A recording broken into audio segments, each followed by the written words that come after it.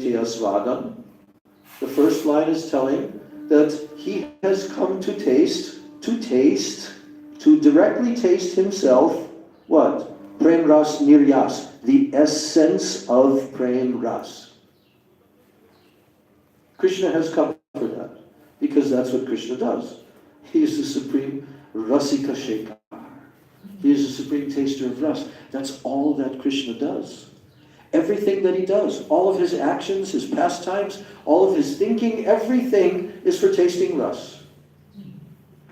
You know, Srila Bhakti Rakshak Sridhar Maharaj, he liked to quote the German philosopher Hegel. From time to time he would quote a couple of philosophical tenets that the German philosopher Hegel quoted. And he would point out that, yes, he was correct in this statement.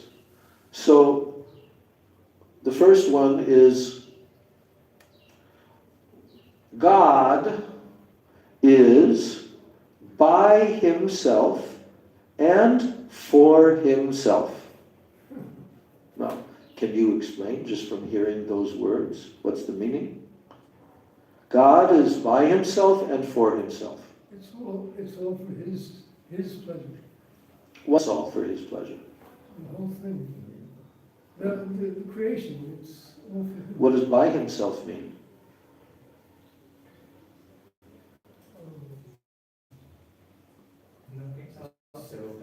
The nature of the absolute truth. Huh? The nature of the absolute truth. The Lord is present. His energies and various things. Not fully on point. By himself. He's by himself.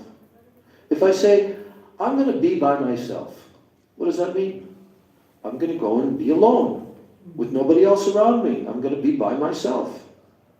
So Hegel is saying, God is by himself. Does that mean he's alone? No, it means his position as the supreme enjoyer, the supreme control, everything. He's by himself in that position. Nobody else has that position, only him. How can you understand that? Was he a student of religion? Well, I don't know. I haven't read Hegel's teachings, but if you want, we can research that on Google and we can find out. No, he was a German philosopher. It's pretty deep, I mean. Yeah, so Srila Sridhar Maharaj liked the way that he expressed that. When he was younger, before he came into the Gaudiya Math, he was a law student in the university, and they studied Western philosophers. Yeah. So he appreciated Hegel. So now, what the second point? He's by himself, and he's for himself. It's very essential to understand. Very simple words. He's for himself. You know what that means? That means everything that exists is for him. He is the source of everything. Everything is emanated from him. Everything is for him. Just like we have a perverted conception as a conditioned soul, that this is for me, right? We see it even in the animals. I watch the dogs, how they fight with one another. This is mine, this is mine. You know, because we're a tiny little part and parcel of the Supreme Absolute Truth, who is the owner and the controller and the enjoyer of everything. So we're a tiny little, you know, atomic particle of that Supreme Being.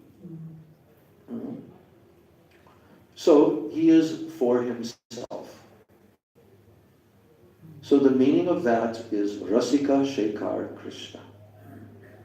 That Krishna is the supreme taster of rasa. This answers every single philosophical speculation. If someone understands that God is made of rasa. What is rasa? Well, that you have to study to understand what rasa is. But sometimes it's translated as ecstasy. Srila Sridhar Maharaj says, Krishna is ecstasy himself. Ecstasy personified. He's made of it. So, God is by himself and for himself means that he has every right, all rights reserved. No one else has the same rights as he does. Wait, Maharaj, you are to facilitate his rights because he's the supreme enjoyer.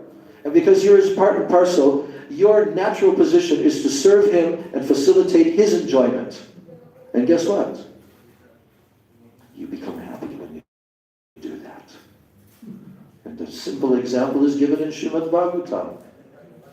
The two examples that Prabhupada always preached. This is some of the first analogies that any of us learned in coming to become a devotee, is the example of the hand and the stomach, right? Right? And one Upanishad. What? It is one Upanishad wherein the different limbs of the body, they... Well, why don't you quote that for us, Maharaj? Can't recall the whole Yeah, but it says what? The Srimad Bhagavatam says the same thing.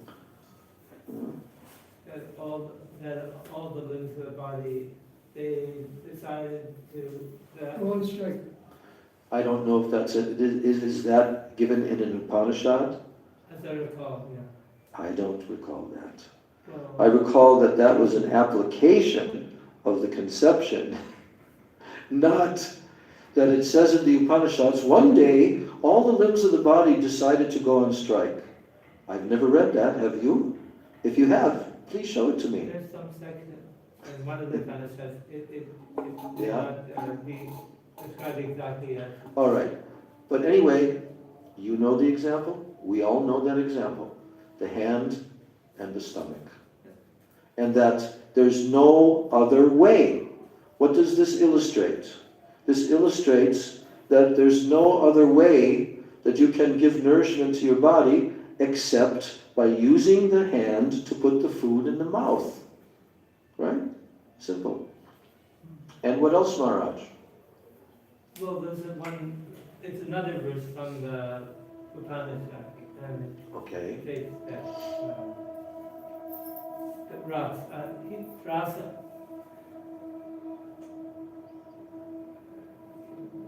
and it goes saying that is, he is rasa. Rasovaisaha. There you are. Rasa vaisaha. Well, watering the root of the tree is the other example of the two examples. You cannot go and water the leaves. You have to water the root of the tree, and he's the root. You know. Yes, yata tarar mula nishechanena triptanti yat skanda pujo pashaka. So that's telling about giving to the root of the tree. And the prana pahara. Prano paharaj. Tripatendriya. Yeah, Trindyanam, and then? That as Then the Sanskrit, the last line. assimilated into the body. Yes. Okay, so these are so simple examples that even a child can understand, right? It's not some big highfalutin philosophy. But it's the most basic principle that Krishna is the stomach, Krishna is the root, and you have to serve. Your position is not the root. If you were the root, then you would be the supreme enjoyer, but you're not, you know? Then there's also the example that is connected with that, of throwing stones into a pond. You remember that one? Yeah. Rishikesh, can you tell that one? That so stone into a pond, then the circles. Circle. Yeah. Yeah. But how is it connected? Well, first of all, if another person throws a stone into another place near to that, then it will also have circles, and what will happen? The circles will all collide with one another. Right. But if each person throws the stone exactly into the same spot, harmoniously, the waves go on. So Srila Sridhar Maharaj used to explain it in that way, that supreme harmony can only be achieved when everyone serves the center. And he would also explain how Krishna in the Bhagavad Gita is explaining how he's telling to Arjuna that I am everywhere. I am everywhere. I am in everything. But yet, I'm also separate. And then he says, behold my mystic opulence. Although I'm the Lord of the whole creation, I forget exactly how the English went. Then he says, that one. Everything that exists in this whole universe is simply a tiny little spark of my splendor. It's not a big thing for me to create a universe. Or even it's not a big thing to create millions of universes. This is Krishna. This is Tattva Siddhanta. This is what we have to learn and understand deeply and then act. We have to act. If we don't act, realization will not come. We have to do bhakti. Mad bhaktim labate para. So, God is by himself and for himself. Very simple. And we should not try to deny his rights. He's the supreme enjoyer, and he has the supreme right to be the supreme enjoyer, and everyone is to be enjoyed by him. If we think, that's the problem we have in this world, is we think we're in separate enjoyers, don't we? Yeah. I'm going to enjoy that girl over there, she's going to enjoy me. Everyone is searching after their own enjoyment because they think that they're the center of enjoyment. And that's an illusion. It's a very, very hurtful and injurious illusion that we become very much affected by in the material world. And it goes on life after life after life after life. But very easily, Krishna has told in the Bhagavad Gita, the last verse of the 5th chapter, where he's explaining how someone can attain shanti, full peace. Huh? I don't remember the number, but it's the last verse in the 5th chapter. Shantim Richati is at the end of the verse. He attains, if he does what? 3 things. 3 things. If a person understands 3 things about me, he will absolutely attain peace, Shanti. Bhoktaram Yagya Tapasam. What does that mean? Bhokta. Yeah, I'm the enjoyer. Bhoktaram Yagya Tapasam. What does that mean? Of everyone's sacrifices, of everyone's austerity, is everyone doing sacrifice and austerity? It doesn't mean that you're sitting in front of a fire yagya. No, it means everyone is doing so many sacrifices in their life. Does a mother not sacrifice for children? Does a father not sacrifice for the... Everyone's doing sacrifices continually, non-stop. And they're also doing a lot of tapasya. Voluntary acceptance of hardship. But what are they doing it for? The object is for the temporary persons who are connected with their body. But if they understand, actually, Krishna is the supreme enjoyer of all of my tapasya and sacrifice. And everyone, he is the rightful enjoyer. Right? Bhokta. Then you're on the pathway to shanti, complete peace. Second thing, Bhoktaram Yajna Tapasam? Yes. What does Maheshwar mean? Supreme controller. I'm the biggest guy. Krishna's saying, Maha Ishwar.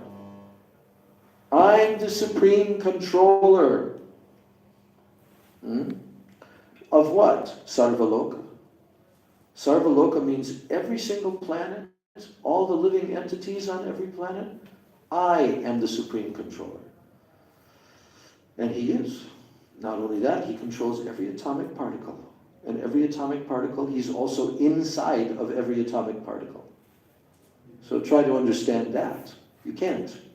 With our tiny little puppy brains, we can't understand that. Sarvaloka Maheshwaram, and then Suhridam Sarvabhutanam. What's the meaning? Best friend and well-wisher of every living being. Yes. Because Suhrit means not an ordinary friend. It means the most intimate friend you can possibly have, because he's Suhrit. The word Hrit comes from heart. Our Gurudev would use the term bosom friend, you see.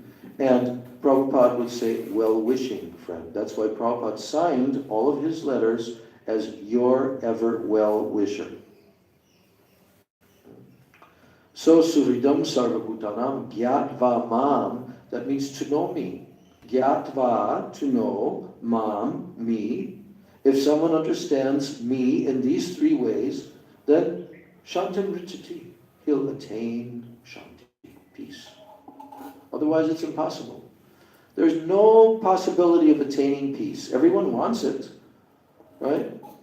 And I mean, we grew up in the 60s, 70s, Vietnam War, this, that, protesting, peace, peace, peace, love, you know. But there's no way. That's why Prabhupada gave his lecture, which they transcribed and made into a little pamphlet called what? Peace formula. The peace formula. This is the formula. If you follow the formula, you'll get peace. And you have the booklet, Who's Crazy? Yeah, that's the first pamphlet that I got at the Rock Festival, where I met the devotees the first time. They gave me a Back to Godhead magazine and Krishna, the Reservoir of Pleasure. And in that, the lecture was there, Who is Crazy? Yeah. These are some of the first publications that the devotees made from Prabhupada's lectures. Yes. It's interesting that people think of peace often as just a calm feeling. Right. But it gives the real understanding in that verse that it means freedom from desire. Because if Krishna is the enjoyer, Sure. not me. Yeah, absolutely. And anyone I can be happy by serving the enjoyer, by contributing to the center point. You'll never be disturbed. Never. You cannot become disturbed. Anything that happens, if you have real, it doesn't matter what happens. What anyone says about you, whatever, anything, whatever happens, be disturbed by it if you have peace, real peace. Then in another verse, Krishna actually says, and how can there be happiness without peace? That's a prerequisite for happiness. You can't just get happiness unless peace is included in it. It's not available without the addition of peace. Peace is required first, and then you can become happy. And that's because you can see. You can see what is reality in that peace. And I was thinking of water. And the water is rough, and then when it stops and it's calm and clear, then you can see the bottom. And when it's, you know. So then a question can be asked.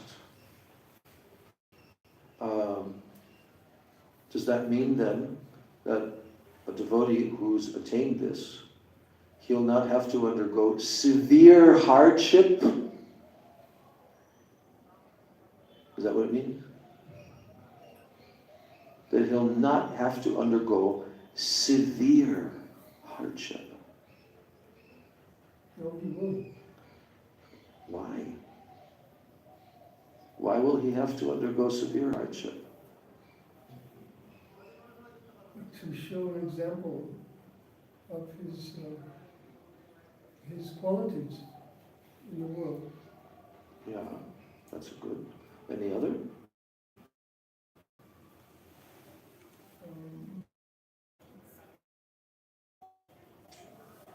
Krishna may put a situation of severe hardship.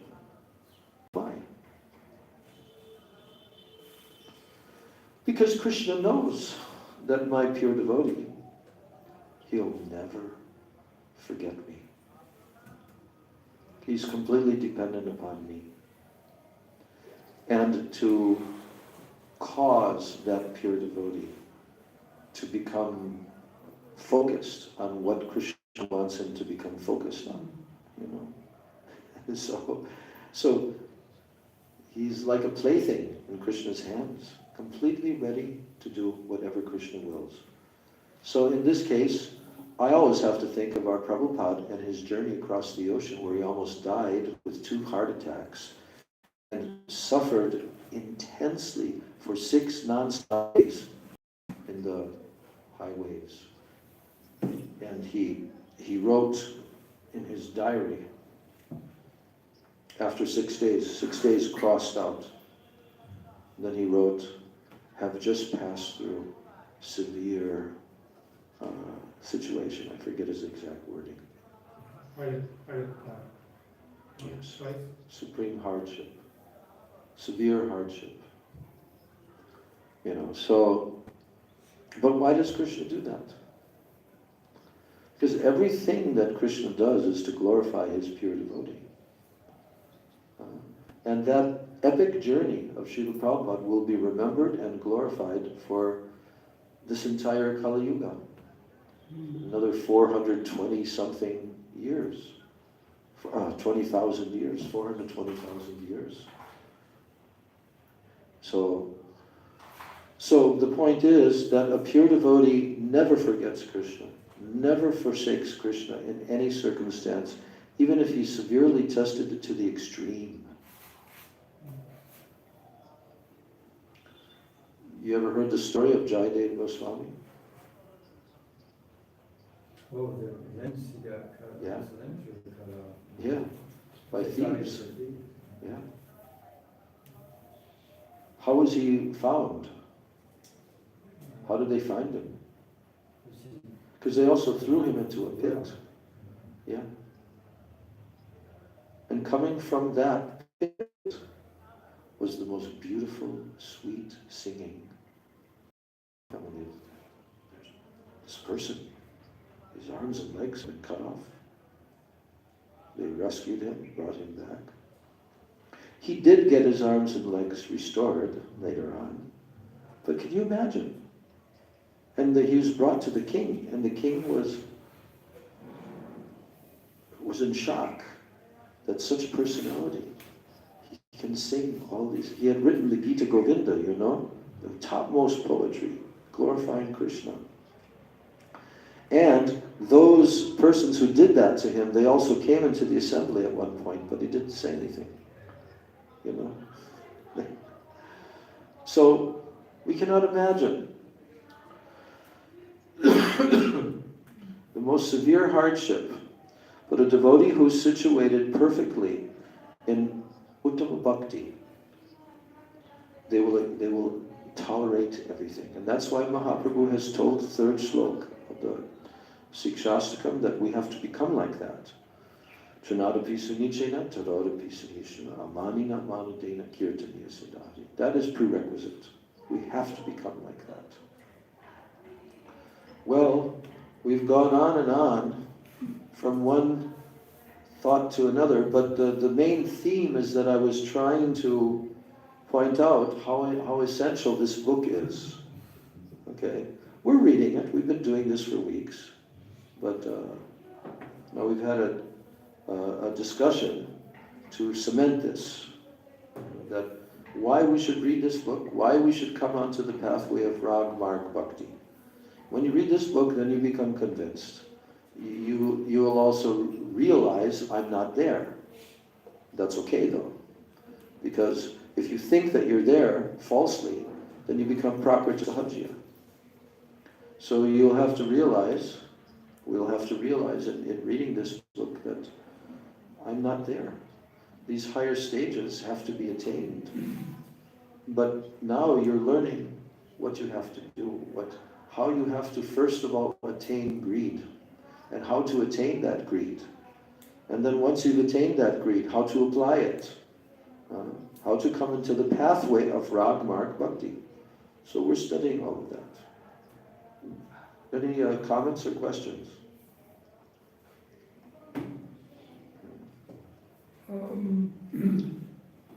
We're meant to study all of this, but I've heard, I don't know how true it is, but I've heard how Prabhupada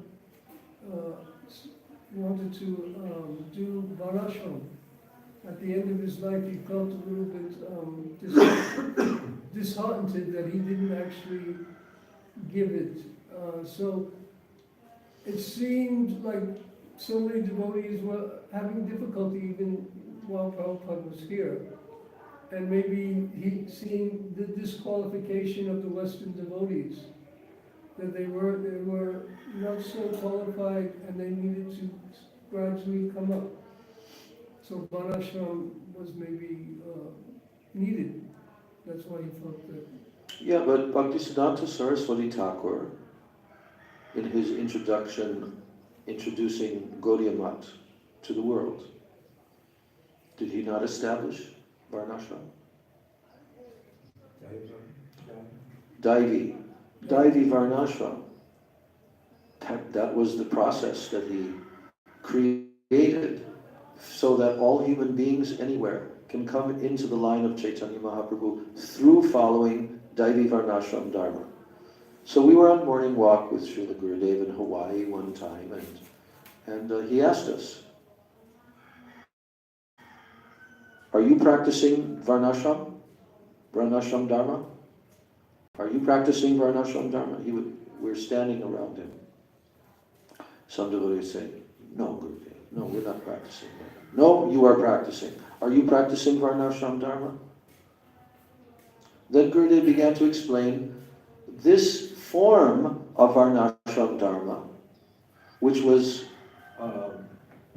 applied by Srila Prabhupada Bhaktisiddhanta Saraswati. And that is called Daivi Varnashram. And what is Daivi Varnashram? Can you explain? That all the varnas and all the ashrams should be dedicated as service. They should be performed as service to Sri Krishna. No. That's not Daivi Varnashram. It means divine. Because you just said all the varnas and all the ashramas. The definition of Daivi Varnashram is ashram dharma. He did not introduce Shudra, Vaishya, Kshatriya, Brahmana in the sense that that's called the varnas. Varna dharma was not given by him, but ashram dharma was given. And what did our Srila Prabhupada do? Same exact thing. When he introduced the Krishna consciousness movement, as soon as his disciples became somewhat situated, then he introduced the 4 ashramas. Brahmachari, Grihastha, Vanaprastha, Sannyas. The application of Daivi Varnashram meant that. This is what Gurudev was explaining. Now, of course, it means that all that you do, all that you eat, all that... Okay, so that's there in your actions, no doubt. But Srila Prabhupada, Bhaktivedanta Swami Prabhupada, he also had this desire to establish even the Varna Dharma. But that would be a very big, long-range project, which would take time. Because the Varnashram system is to help everyone worship who? Vishnu. So that's the first question asked by Mahaprabhu to Ramananda Roy. Right? And so then Ramananda Roy quoted the verse, Varnashrama Charavata Purushena Parak Pumam Vishnu Aradyate Panta Nandya Tattosha Karanam. This is telling that this system of Varnashram is the supreme method for worshipping Vishnu. Purushena Parak Pumam. Parak means that it's the topmost. So Vishnu Aradyate, to do aradhana of Vishnu. The pathway, Vishnu Aradyate Panta. This is the pathway. Nanya Tat Tosha Karanat.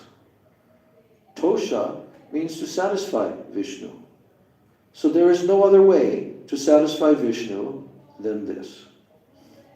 But what was Mahaprabhu's response to him quoting that verse and suggesting that? Continue speaking a bit further here.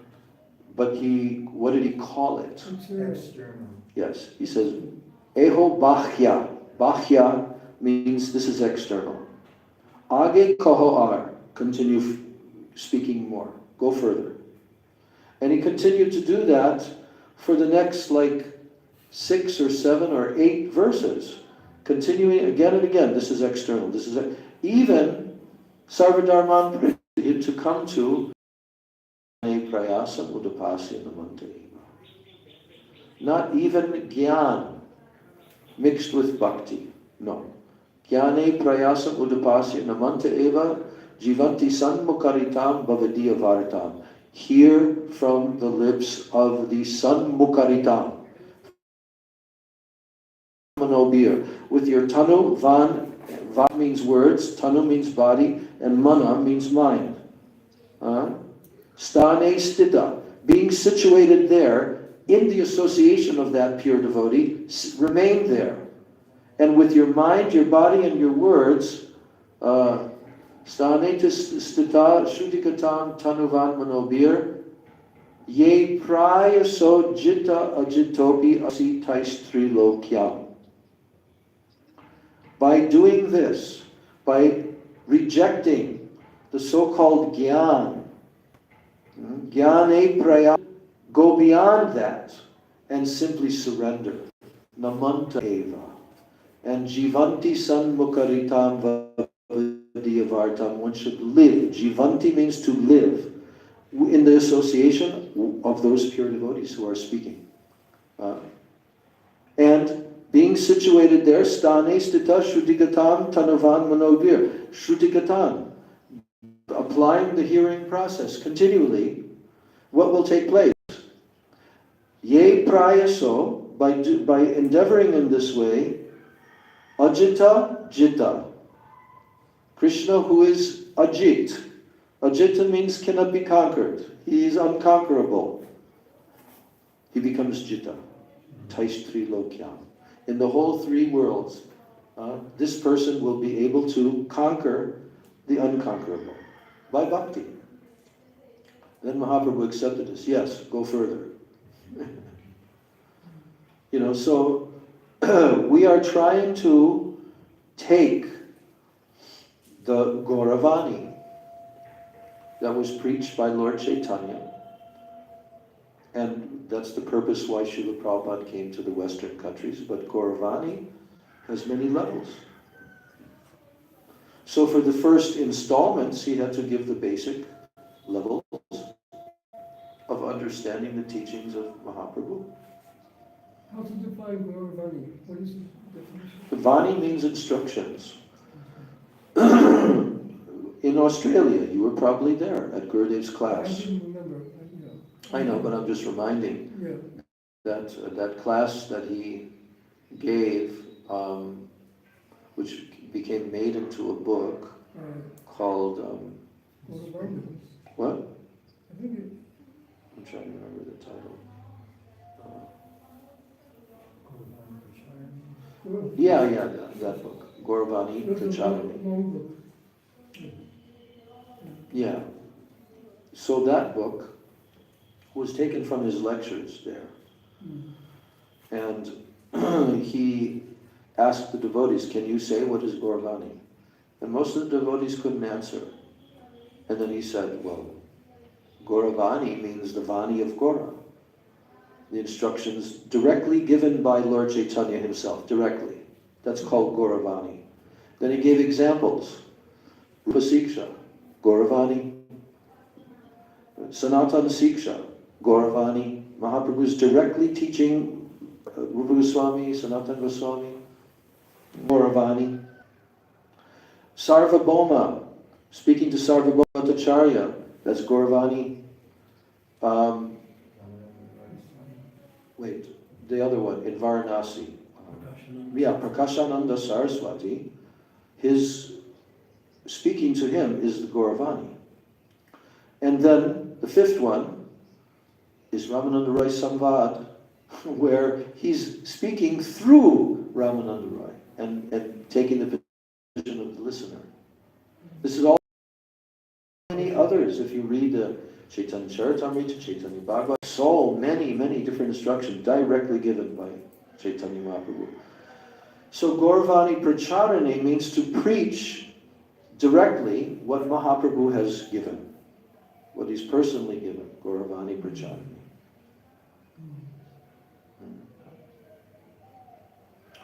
Yes, Maharaj, you were about to say something. Yeah. It's still there. Okay. Well, we've gone a little bit over time, but that's not an unusual thing. So now we're going to complete our class, have a very short kirtan, about 2 to 3 minutes long, chanting the holy name of Krishna in the form of the Maha Mantra, which will be led by Srimad Bhaktivedanta Bhagavat Maharaj.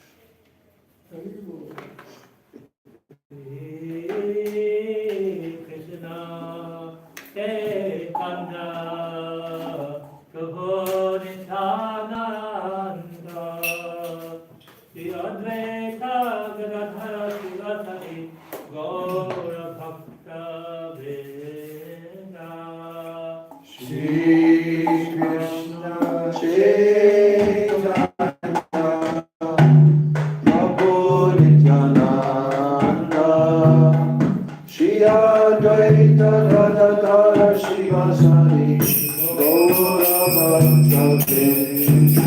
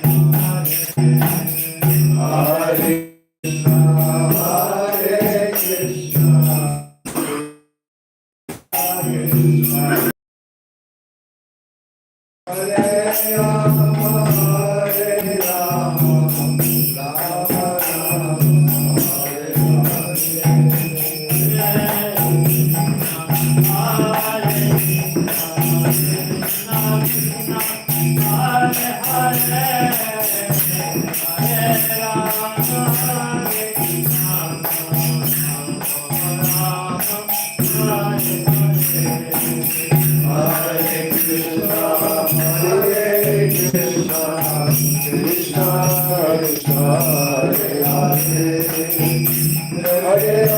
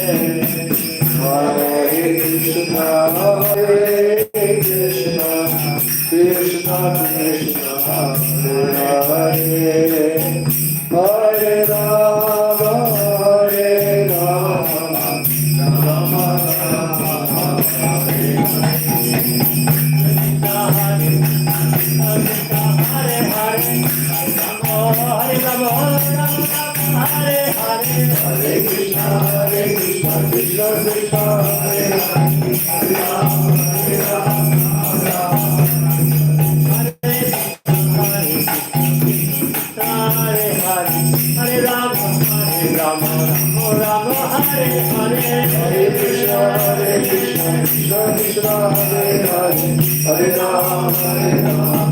Nitai Gaur Hari Bol. Nitai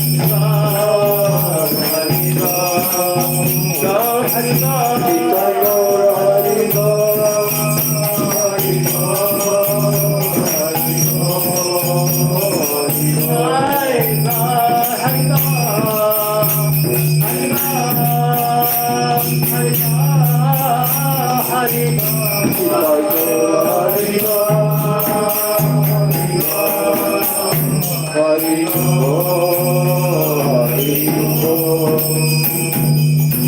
Say it. Nitai Gaur. Nitai Gaur. Prem. Nitai Gaur. Prem. Prem. Anande. Say it all. Say it all together, Maharaj. Nitai Gaur. Come on. Nitai Gaur. Prem. Anande. Hari Hari Bol.